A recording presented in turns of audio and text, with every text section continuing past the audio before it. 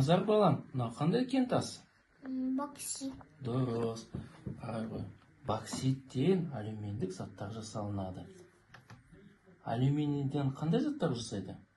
Вертолет, самолет. Демек, сондай әдемі күрделі заттар жасалынады. Неге деп ойлайсың? Себебі қараш, көтеріп көрші. Ол қандай? Жеңіл. Жеңіл болғаннан кейін алюминийден тікұшақтар, ғаламшарға ұшатын тікұшақтар жасалынады. Және күнделікті қолданыстағы сондай күрделі жеңіл заттар жасалынады. Оның структуралық құрылысы сондай жеңіл болып табылады. Ал мына қандай зат екен? Назар. Бұл мыс.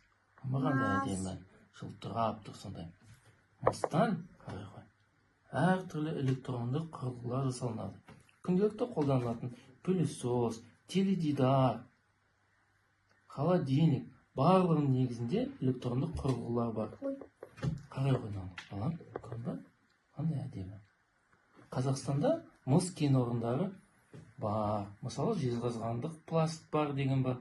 Онда үлкен кен орында, үлкен кен байыту фабрикаларында осындай кен орындарынан осындай мыстардан әртүрлі мыс концентраты шығарылады. Кейін ол мыс концентраты арнайы байыту фабрикаларында катодты метқа айналдырылады. Катодты меттен болса, әртүрлі электрондық заттар шығарылады. Кәнеке балаларға да көрсетейік. Қандай әдемі. Көрдің бе? Тастар бар. Ал енді қара. Мыс болған жерде алтын болады. Ал мынау қандай зат? Қандай тас? Алтын. Бұл пиритті алтын. Пириттар болған жерде, және мыс болған жерде алтын да болады әрдайым. Ал мұның құрылысын қара. Көрдің бе қалай әдемі? Жылтыр. Көріп тұрсың ба? Көп тастар жылтыр. Қара. Бұл керн. Арнайы керндік геологтар арнайы кен орындарында осындай керн пробаларын алып, оны зерттеуге әкеп береді. Оны химиялық аналитиктер зерттейді. Көрдің бе құрылысын қарағанда? Алтын ол сондай асыл тас. Тяжелый. Ауыр. Ол сондай асыл тас. Өзге химиялық заттармен реакцияға түспейді. Зергерлік бұйымдарды жасаған кезде қолданылады. Бұл қандай ауыр тас екен? Бұл қорғасын галениді.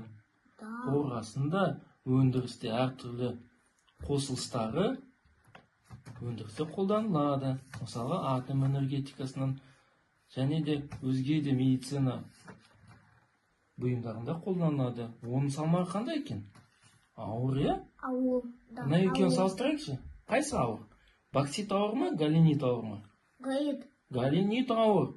Себебі оның структурасы сондай болып келеді. Қорғасын химиялық элемент. Галенит қорғасын. Оның структурасы химиялық заттардың ішінде ең ауыр заттардың бірі табылады. Және де ең қызығы, галенит қорғасын химиялық анализде қолданылады. Бұның ерекше қасиеті, бұл өзінің бойына 1000 градуста алтын, күміс деген элементтерін бойына жинап алады. Осы қасиетті химиялық анализді алтынның кен орнында қаншалықты бар екенін анықтауға болады. Мынау қандай керемет тас? Қараш, қалай әдемі, Білесің бұл неге әдемі? Өйткені бұның негізінде кристалдық структуралар бар. Қара. Күн сәулесі түскен кезде қалай ерекше бұл ойнайды. Бұл тастың есімі балаларға көрсетейік. Аметист. Аметист тастары және малахит тастары. Бұлар зергерлік заттар жасаған кезде қолданылады.